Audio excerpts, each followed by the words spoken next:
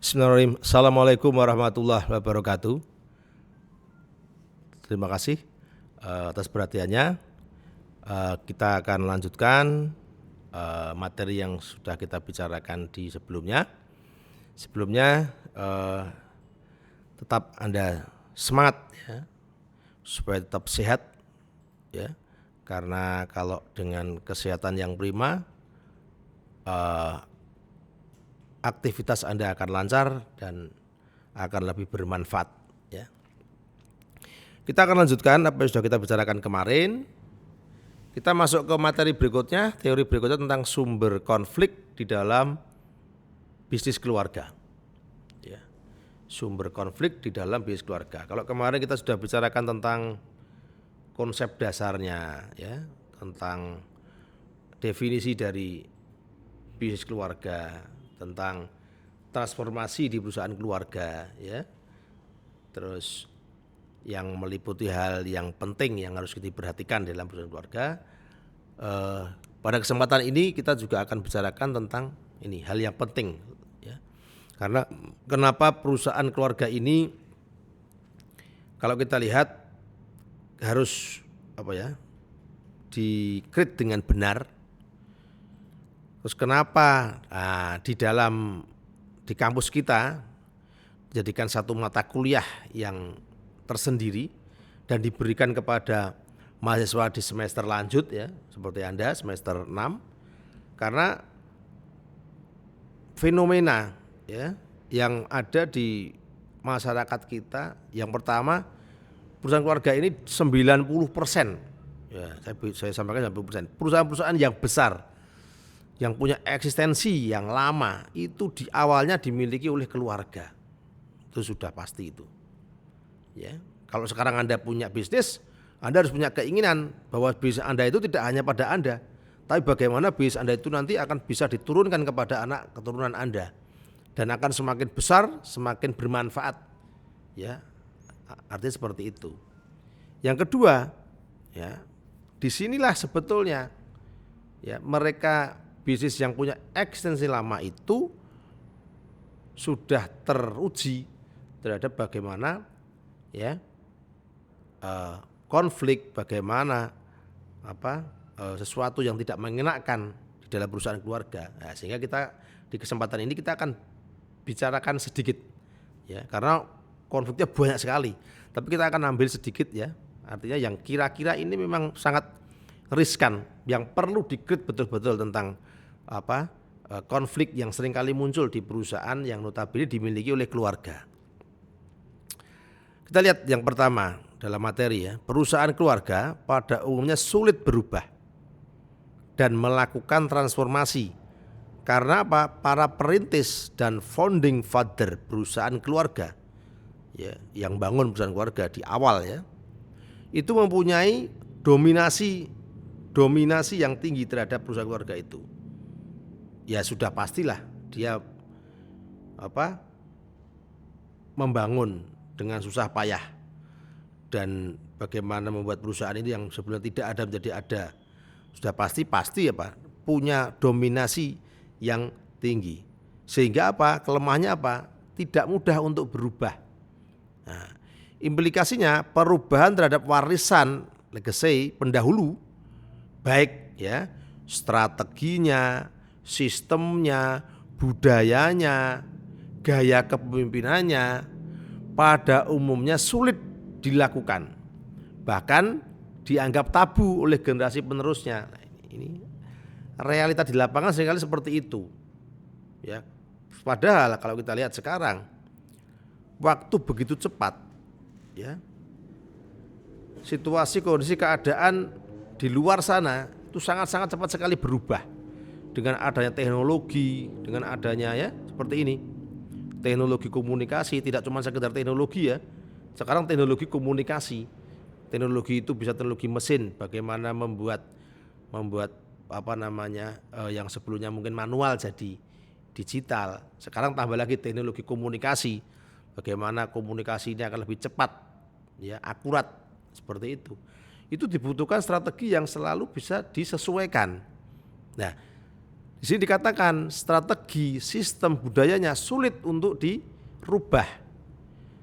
Kalau ada generasi sesudahnya, yang pengen merubah dianggap tabu, dianggap apa? Menyalahi kodrat aturan. Nah, contoh seperti itu. Ini yang seringkali menjadi sumber konflik ini antara generasi sesudahnya dengan generasi sebelumnya.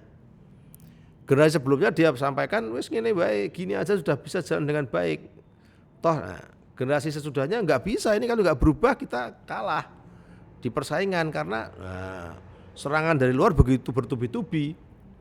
Persaingan kita tidak cuma di lokal, tidak cuma nasional, tapi internasional. Ya, perusahaan-perusahaan di luar sana sudah melihat ini. Ya, Indonesia ini satu ladang yang empuk sekali untuk investasi. Satu, tenaga kerja murah. Kedua, sumber daya alamnya luar biasa. Ketiga, posisi Indonesia ini di tengah-tengah, ya. Jadi sebetulnya Indonesia ini luar biasa, makanya investor-investor sangat senang. Yang keempat, seperti kita lihat, aturannya mudah dipermainkan. Ya. Nah, ini salah satu ini ya seringkali menjadi pertimbangan juga kenapa investor juga suka di Indonesia ini karena itu. Ya. Tapi ini juga satu sisi kalau kita lihat realita di lapangan ya, Indonesia itu dulu negara agraris. Tapi kalau kita lihat perjalanannya sepertinya ini akan berubah menjadi negara industris ya. Kita lihat aja ya. Karena kita sudah mulai pangan sudah mulai banyak yang impor dari luar. Beras impor ya. Garam aja mau impor ya kan. Bayangkan aja. Ya. Nah, nanti kita akan berubah menjadi negara bukan agraris lagi tapi industris. Industris tapi yang memiliki para investor ya. Kalau kita nggak pinter-pinter, yang memiliki bukan kita, tapi mereka para investor orang luar yang memiliki di Indonesia. Makanya kita harus betul-betul paham itu ya. Nah ini kalau kita bicara ini akan panjang karena ini berhubungan dengan regulasi-regulasi pemerintah juga ya, bernuansa politis dan lain sebagainya ya. Ya kita kembali ke ini sumber konflik yang pertama ya. Jadi kekakuan, ketidak bisa dirubahnya itu yang menjadi sumber konflik antara generasi sebelumnya dengan generasi sesudahnya. Ya. Nah sehingga jalan tengahnya ya harus sama-sama duduk bersama dan betul-betul dibicarakan bahwasanya situasi realita di lapangan itu sudah berubah, ya kan? Sudah berubah. Nah ini yang kedua. Di tengah tingginya kohesivitas antar anggota keluarga dalam pengelolaan perusahaan keluarga, dalam banyak kasus konflik kepentingan antar anggota keluarga ternyata sangat signifikan. Ya. Tingginya konflik antar keluarga ini seringkali menyebabkan tingginya corporate politik korporasi. Ya. Di dalam perusahaan yang ujung-ujungnya berdampak ya. Tidak fokusnya perusahaan di dalam membangun ya strategi, melakukan pengambilan keputusan, mengalokasi sumber daya yang ada dan lain sebagainya. Karena notabene ya dengan tadi saya sampaikan di awal kelebihannya adalah keluarga, tapi kekurangannya juga ada di keluarga.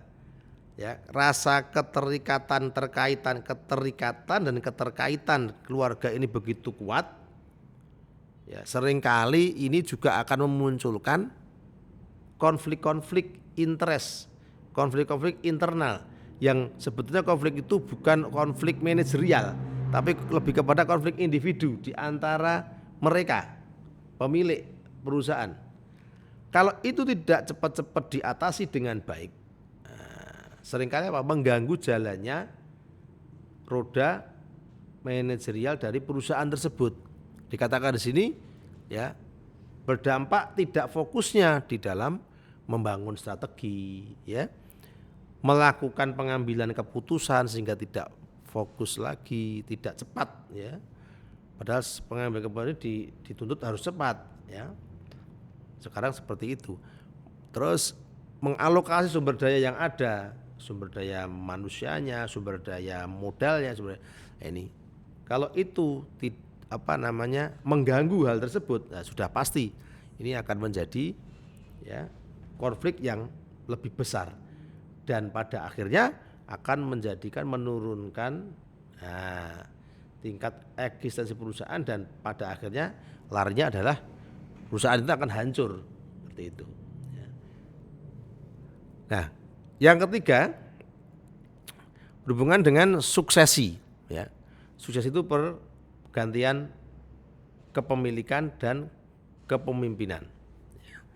Suksesi menjadi agenda sangat penting bagi perusahaan keluarga karena ia secara langsung menentukan sustainability atau keberlanjutan ya perusahaan dalam jangka waktu yang lama dari satu generasi ke generasi berikutnya. Suksesi ini seringkali menimbulkan permasalahan dikarenakan munculnya persoalan-persoalan non teknis dan muatan-muatan emosional yang tinggi dalam pelaksanaan suksesi tersebut. Perusahaan keluarga umumnya tidak secara formal dan sistemik dalam mengelola suksesi. Ini sehingga persoalan ini akan pada umumnya tidak terkelola dengan baik karena tidak diatur secara formal dan sistemik sehingga seringkali muncul permasalahan di dalam suksesi ini. Dan ini akan berakibat fatal. Berupa apa? Ambruknya dinasti perusahaan keluarga. Ya. Jadi tadi yang pertama, ya, kalau kita lihat tadi sumber konfliknya yang pertama adalah perusahaan keluarga sulit berubah, ya karena founding father yang membangun ini seringkali kaku, ya. Yang kedua, ya konflik interest antar anggota keluarga yang tidak berujung-ujung, tidak cepat diselesaikan dengan baik sehingga akan menimbulkan permasalahan yang berhubungan dengan perusahaan. Yang ketiga adalah suksesi yang tidak tersistem dengan baik. Sehingga apa? Sehingga terjadi cekcok ini. Suksesi itu pergantian kepemimpinan dan kepemilikan yang ada di perusahaan di keluarga. Nah, ini makanya ketiga ini perlu dipahami betul, perlu diamati betul, perlu dicermati betul, perlu diambil solusinya betul.